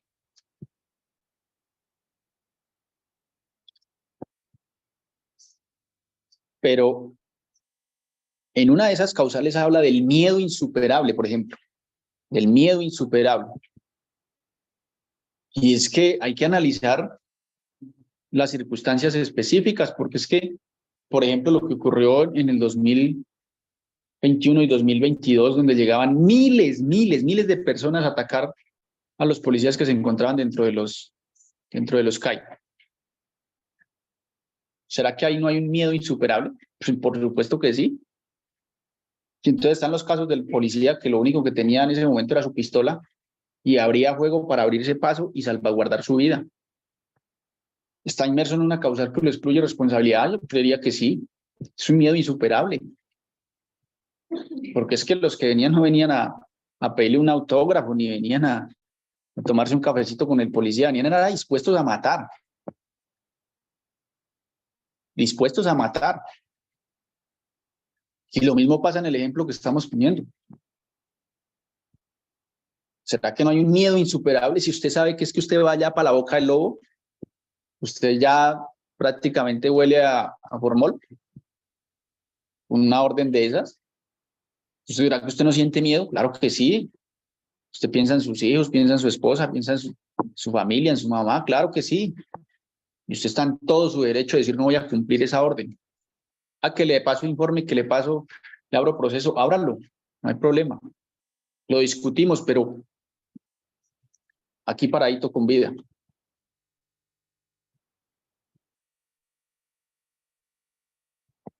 ¿Listo, muchachos? Comentarios al respecto. Me gustaría escuchar su opinión. Saber qué piensan al respecto.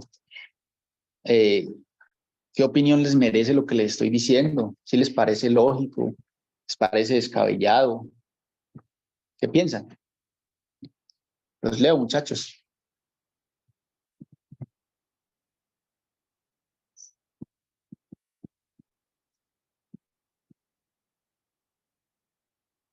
Por acá dicen.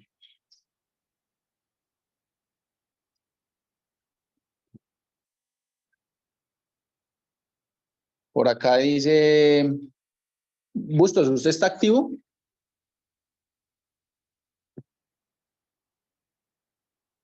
José Bustos, ¿es activo?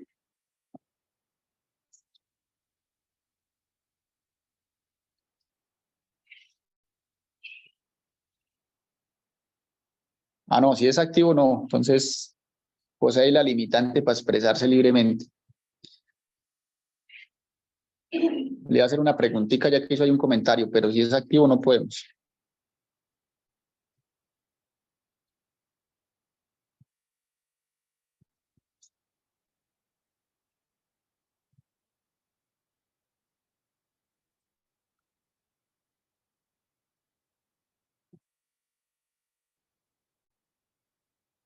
Listo. Usted autoriza, la hacemos. Usted mencionó algo de un general. Sí, que no se había hecho entender en medios de comunicación. Aclárenos ahí esa partecita.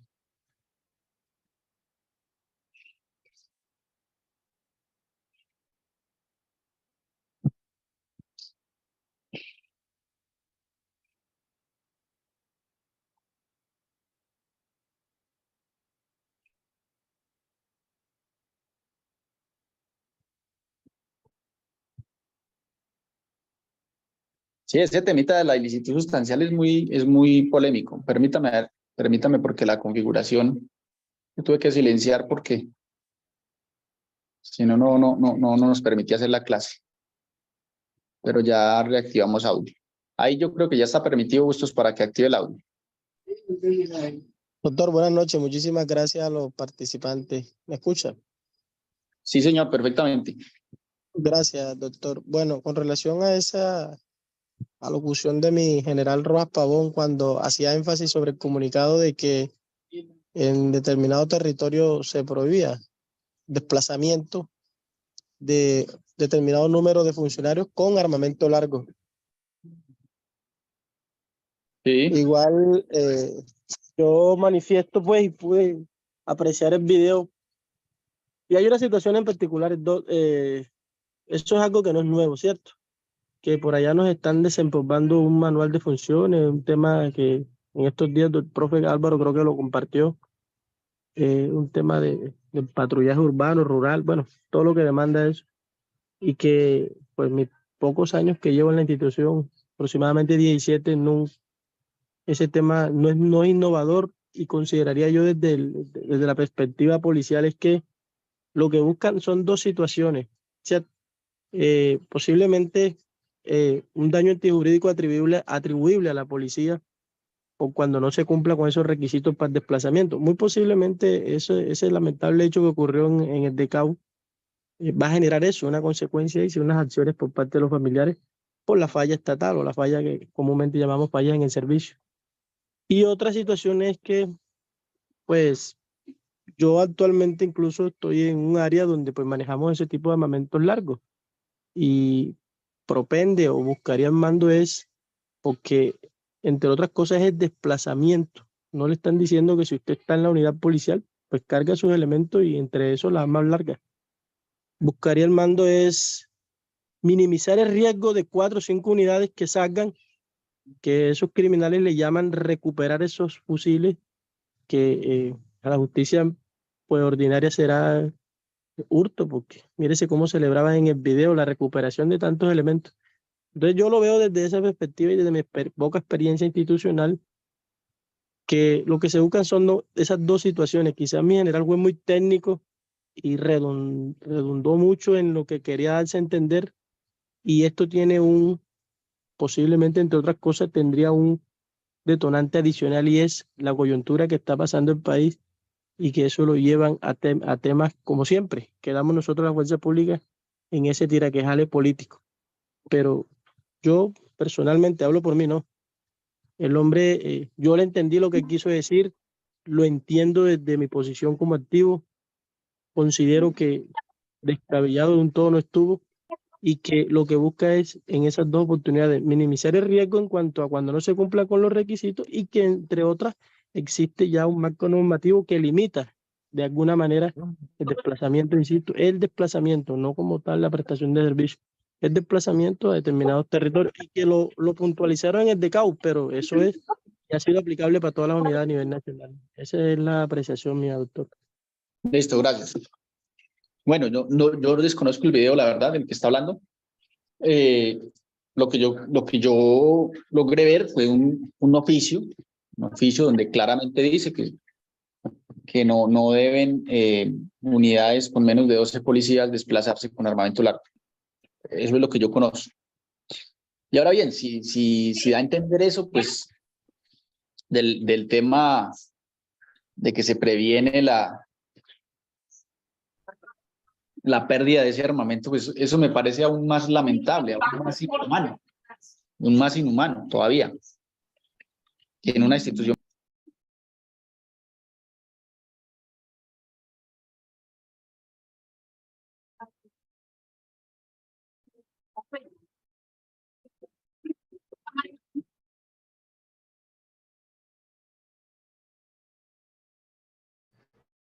Doctor, el audio se quedó.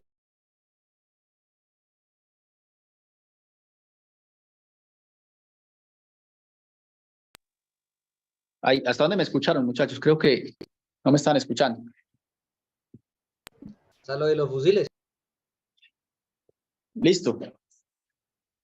Profe, una Me pregunta. parece eso escandaloso e inhumano, que estemos más preocupados por el material de guerra que se pueda perder que por las vidas humanas. O sea, eso me parece demasiado escandaloso. Por otra parte, pues ese argumento de las normas internas es un argumento muy frágil, muy débil. Porque es que eso no puede estar por encima de los derechos humanos de esos uniformados.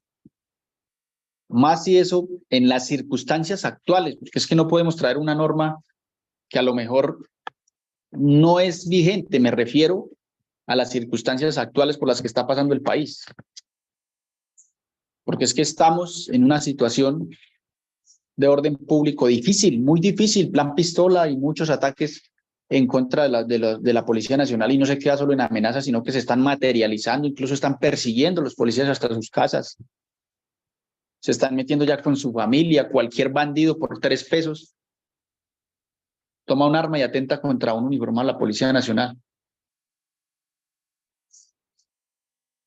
Entonces, traer a colación una norma que, si nos vamos a la jerarquía de las normas, pues eso está muy por debajo de la Constitución Nacional, muy por debajo incluso de la ley, si vamos a hablar aquí de la ley disciplinaria. Y si la orden es ilegítima, porque acá no lo dice claramente, la orden es ilegítima cuando excede los límites de la competencia o conduce manifiestamente a la violación de la Constitución política, la ley, los derechos humanos, vuelvo y hago énfasis, los derechos humanos. Y esos uniformados mantienen intactos sus derechos humanos. En ningún momento han renunciado a ellos. En ningún momento.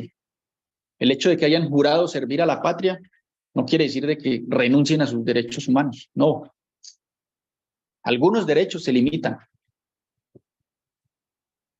Entonces, es como en el argumento de los traslados, que más de uno dice, pero es que cuando usted sale de la escuela, usted sabe que la policía es nacional. Hombre, cada caso en particular es diferente. Vaya, dígale eso a usted, a la mamá de un policía que la acabaron de diagnosticar con un cáncer, se encuentra sola en una ciudad y su único apoyo es su hijo policía. Vaya, dígale eso. No, es que su hijo sabía que cuando entraba la policía es nacional. Vaya, dígale eso.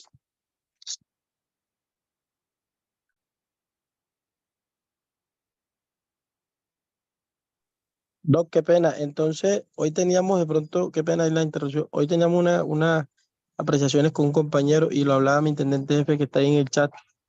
Es decir, si nos mandan a patrullar a conocer un caso en una zona de orden público donde no se cumpla con el número de personal para el desplazamiento de un arma larga, no estaríamos incumpliendo o posiblemente incumpliendo una orden, porque pues prevalece el interés general, que es por mandato constitucional atender la vida, honra y demás de los particulares, pero podríamos tener, conforme a lo que usted nos ha enseñado, una justa causa. ¿De qué? Que no cumplir la orden, puesto que no se cumplía con los requisitos establecidos en el manual ese, que me parece poco descabellado y que ojalá lo modifiquen con toda esta problemática, lo deroguen o algo, pero porque queda muy corto ahí la actividad.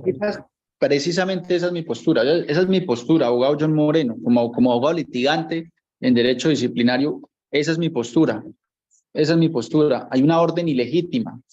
Primero, porque se atenta contra los derechos humanos de ese policía. O sea, si se sabe que lo mandan allá y lo van a matar, pues hombre, eso es antilógico. Y es más, saliéndonos del tema jurídico, cualquier persona con sus 5 sentidos y que haga un ejercicio de implementar la lógica y el sentido común, pues va a entender que es que de verdad eso no tiene ninguna explicación lógica, que manden a esos policías allá a exponer su pellejo de vida, a que los maten.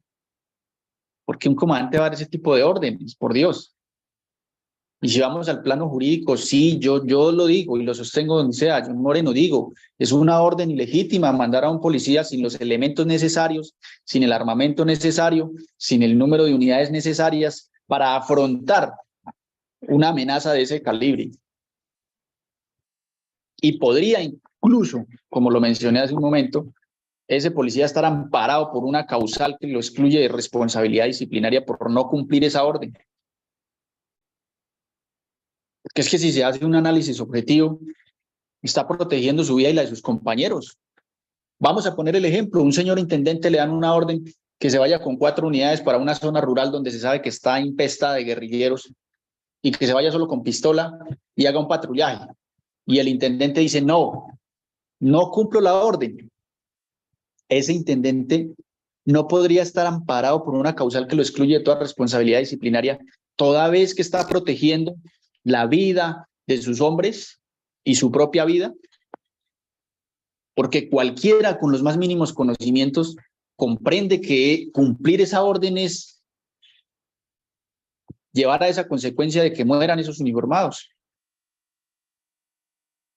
Entonces, para mí, el hecho de no cumplir esa orden sí tiene argumentos jurídicos en el derecho disciplinario y penal militar para que salgan exonerados de toda responsabilidad. Y por el contrario, podríamos estar analizando hasta dónde ese comandante es responsable. ¿Hasta dónde? Porque si miramos el derecho penal militar por allá en el artículo 166, si no me equivoco, habla de la omisión de apoyo. Cuando una unidad pide apoyo y hay un encargado de gestionar ese apoyo, si ese encargado tiene los medios logísticos y de personal para mandar ese apoyo y no lo hace, está incurriendo en ese delito, claramente. Está incurriendo en ese delito. Cosa muy diferente que no se están realizando las labores investigativas que deberían realizarse, como lo que ocurrió con los policías allá en el sur del país que fueron secuestrados y que fue una vergüenza internacional, el único país del mundo donde pasa eso. Más de 100 policías secuestrados por los bandidos y es que le llamamos retención. Le cambiamos el nombre a lo que se llama secuestro. Según el Código Penal colombiano, eso es un secuestro. Cerco humanitario lo llamaron. Cerco humanitario, por Dios. Entonces ahora los policías que están matando, ¿cómo les van a llamar? ¿Cómo le llaman? Natural por intoxicación de plomo o algo así. Aporte voluntario a la guerra. Comunitarias. Para mí. Sí, muy seguramente lo único que falta es que lo llamen como lo llamaron estos bandidos en estos videos.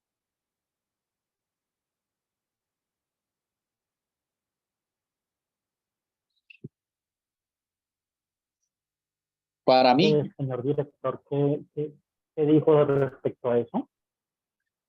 Para mí, en Colombia, en estos momentos no se están adelantando las investigaciones ni no se están imponiendo las sanciones a quienes se les debería imponer.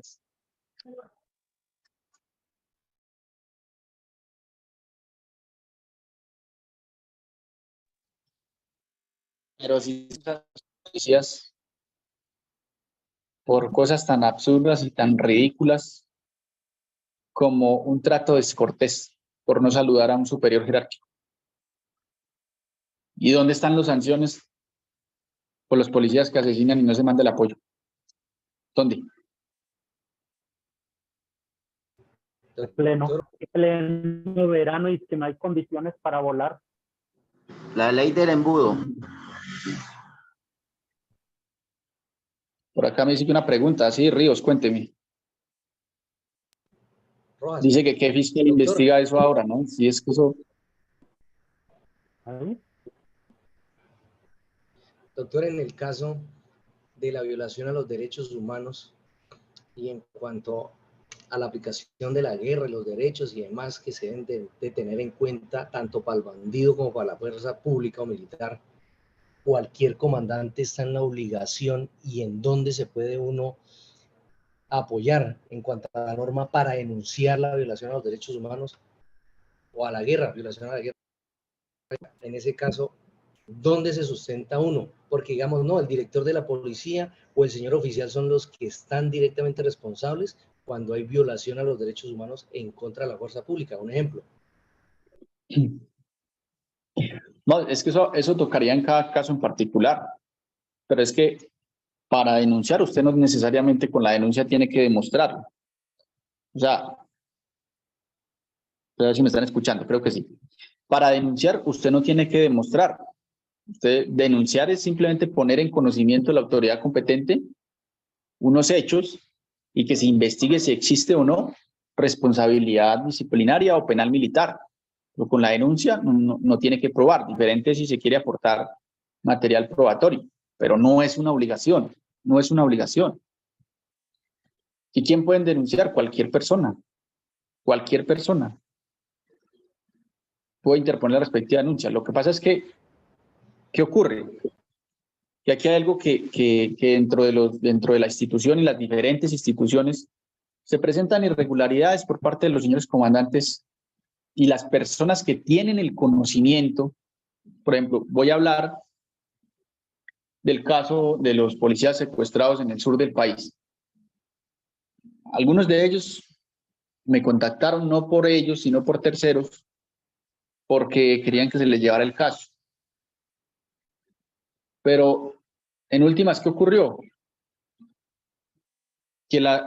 Al policía le entró el terror, le entró el miedo, y en últimas deciden no denunciar, deciden no poner en conocimiento ante las autoridades competentes lo que ocurrió.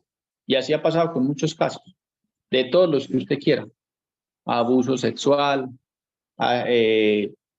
acoso laboral, persecución, hostigamiento en contra de los subalternos, discriminación, ¿cierto? Órdenes ilegítimas, órdenes ilegales, que nunca llegan a los estrados judiciales o a las entidades que tendrían que llegar, porque la persona que fue víctima o que conoce los hechos no tiene esa determinación para ponerlos en conocimiento. Y esa es la gran limitante. Esa es la gran limitante. Y eso pasa casi que en todos los ámbitos en el tema judicial en Colombia. Si usted analiza, por ejemplo, el tema del feminicidio, el tema del acceso carnal violento y todos estos temas, el 80%, el 90% de esos casos quedan en la impunidad porque las víctimas no denuncian. Y acá en las instituciones, en todas, porque no se salva ninguna, ejército, armada, en todas. Eso es lo que pasa. Hay comandantes arbitrarios, hay comandantes que dan órdenes ilegítimas, hay comandantes que dan órdenes ilegales, hay comandantes que abusan de su autoridad, hay comandantes que son unos completos energúmenos, voluntariosos.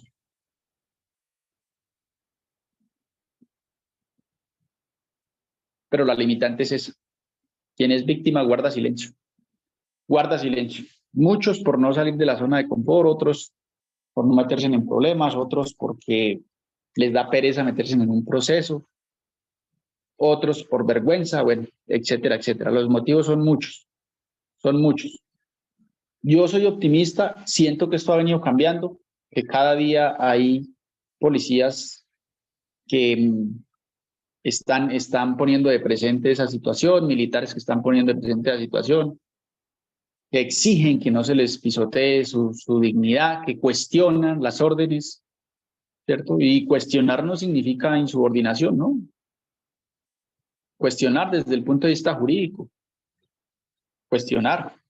Siento que hoy en día ya el militar o el policía no anda tanto con la cabeza agachada y con esa premisa malsana y antigua que nos habían enseñado, y que si usted quiere darse buena vida dentro de una institución, lo único que tiene que aprender es que ordena como ordena y orden cumplida. Eso no es así, eso es falso. Eso es falso y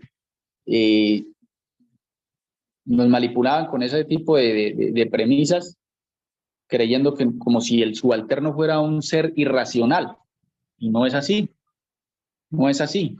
Cuando uno recibe una orden o cuando un subalterno recibe una orden, lo primero que debe hacer es pasar por la razón ese tipo de órdenes que le están dando y determinar si es una orden legal, si es una orden legítima, si es una orden de fácil cumplimiento, si le están dando los elementos, si no se están vulnerando derechos fundamentales de mayor connotación. Pero eso le corresponde al subalterno. Pero yo soy optimista en ese sentido y siento que ha venido cambiando. Siento que cada vez más policías, más militares alzan la voz y no permiten que se les vulnere derechos fundamentales. Por ejemplo, es un gran logro que hoy en día los jueces de la República estén diciendo o están dando órdenes a las oficinas de talento humano para que trasladen a los policías teniendo en cuenta unas situaciones específicas, unas necesidades, una protección de unos derechos fundamentales de la familia y de los menores de edad. Eso es un gran logro, es un gran logro. Es un gran logro que estemos hablando de tan siquiera contemplando en el escenario político y en el escenario de las leyes que exista una igualdad entre los rangos. Es un gran logro. Muchos me preguntan, bueno, ¿y cuál sería la solución? Bueno, eso es difícil determinar cuál sería la solución, pero pienso yo que las instituciones públicas, todas, y aún más la fuerza pública y las fuerzas militares, quienes ingresan deberían hacerlo por mérito, y quienes ascienden deberían hacerlo por mérito. Mientras eso no cambie, es muy difícil Estoy totalmente de acuerdo. que cambien estas instituciones y que cambie toda esta problemática de abuso de autoridad y demás. Pero, para que eso pase, pues se tiene que reestructurar el estatuto de carrera en todas las instituciones. Y que si usted quiere ser oficial, primero pase por ser suboficial. Y si usted por mérito, si usted porque es un excelente servidor público merece ascender, que así sea. Se debe cambiar el estatuto de carrera. O sea, mientras siga un peladito de 22 años mandando a un señor sargento mayor, un intendente jefe, un señor comisario, subcomisario, con más de 20, 25 años de servicio, pues estamos jodidos. Estamos jodidos. Porque ese es un adolescente que además no tiene ni experiencia en la institución, no sabe ni qué hay que hacer, sino que lo hace llevado y envanecido porque tiene una barrita, 2 barritas en el hombro. El grado nomás. Eso, mientras eso no cambie, es difícil que haya un cambio sustancial dentro de la institución. Doctor, buenas noches. Buenas noches. Yo tengo un caso Díaz. parecido a lo que usted me comenta de un señor oficial que me ordenó hacer una incautación de un armamento donde él fue el primer respondiente. Y el señor oficial me dijo en un momento que lo hiciera, sin que yo le dije, mi teniente, la verdad, yo no voy a hacer el procedimiento, porque primero yo no conocí el caso. Y segundo, el funcionario que usted le incautó el armamento es funcionario de la alcaldía. Y usted sabe que son peleas de políticos, son peleas que es de doble filo y hay que cuidarse. Me amenazó de trasladarme. Yo le dije, pues proceda, porque la verdad ya he venido en varios rotos. A pesar de que soy policía, fui soldado profesional. Y sé que está sometido a presión y está sometido a, digamos, a conflicto armado. Entonces aquí no me venga amenazando. El oficial, pues, hizo una incautación de un armamento incautación con un formato de incautación de elementos, más no el formato que está establecido en la 2535, sino por hacer el procedimiento, o sea, afanosamente, pues lo hizo pues mal, ¿no? Al final no sé qué haría el señor con su procedimiento, pero yo no lo hice, pero me postuló para un puesto, pues, afortunadamente, pues no fue viable pues de ir a ese puesto porque pues recién llegaba a esa unidad, pero sí, lo que usted dice es verdad, a veces porque son personas nuevas, sin experiencia y se abusan de la misma vestidura porque tienen un grado y eso pasa por uno, porque el desconocimiento no le exime responsabilidad y a veces uno desconoce las normas, entonces piensa que el oficial lo sabe todo y es mentira.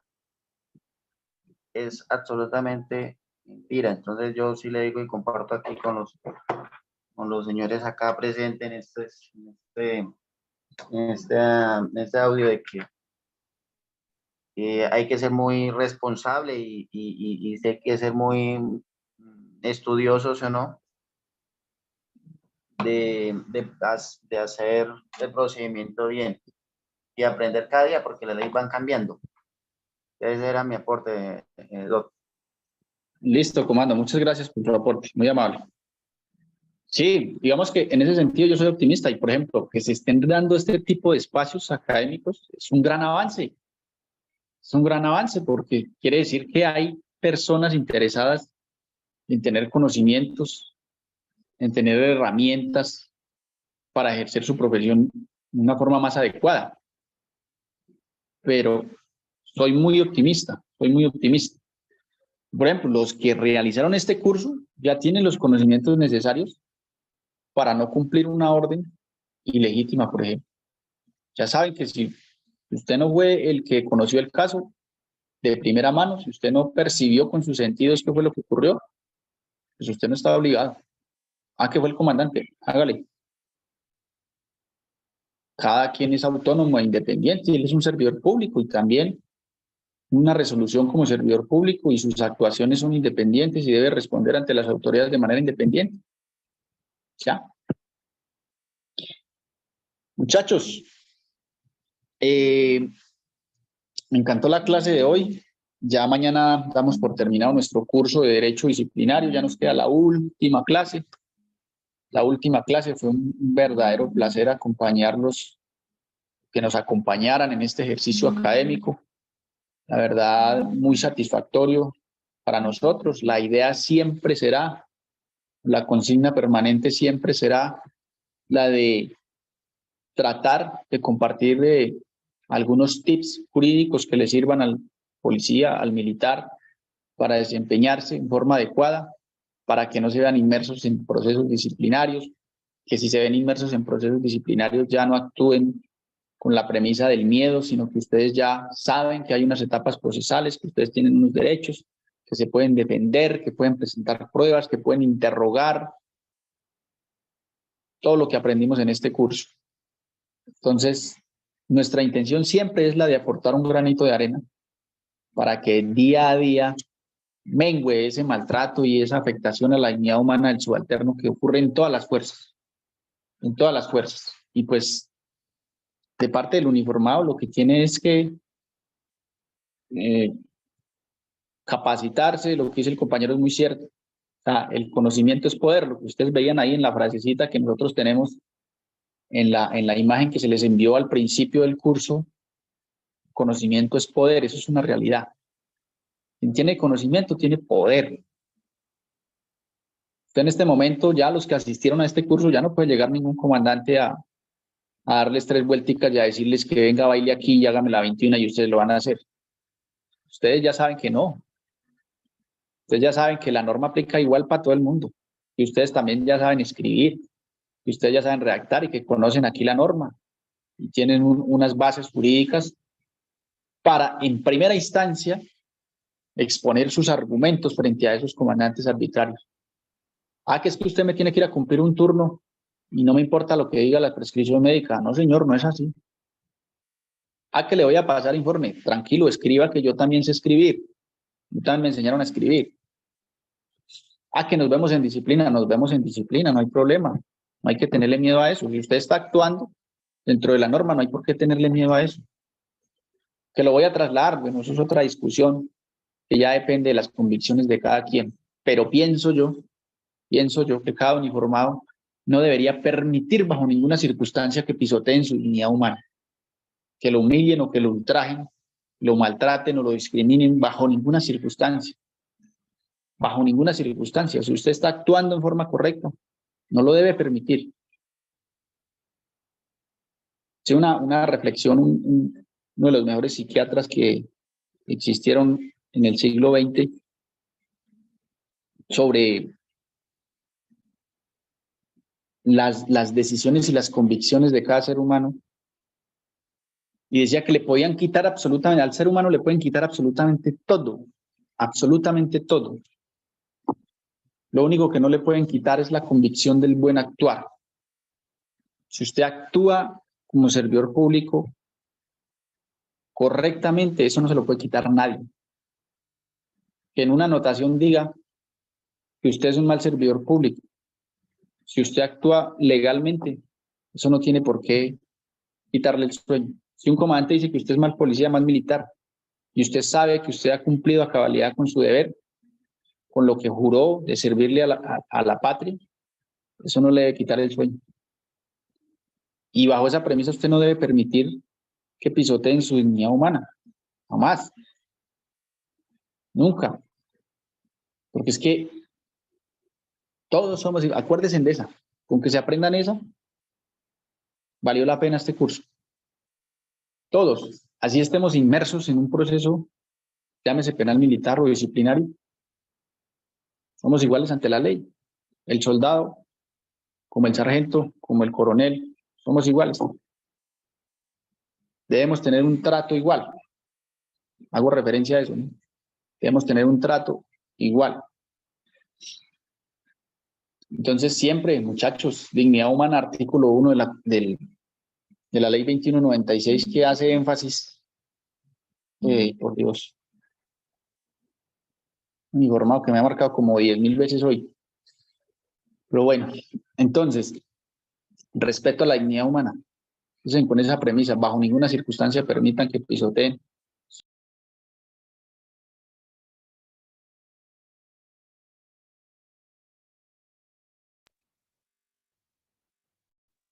Muchachos, 21:10, nos vemos mañana. Mañana nuestra última clase no se la pueden perder, sobre el artículo 31, causales que excluyen de la responsabilidad disciplinaria. Imperdible, imperdible. Nos vemos mañana. Nos vemos mañana, muchachos. Dios me los bendiga. Cuídense mucho. Gracias, doctor. Dios le pague. Gracias, Doc. Feliz noche. Amén. Igualmente, feliz noche. Bendiciones. Feliz ¿En noche. dónde está escrito que se necesitan mínimo 10 hombres para sacar un fusil? Bueno.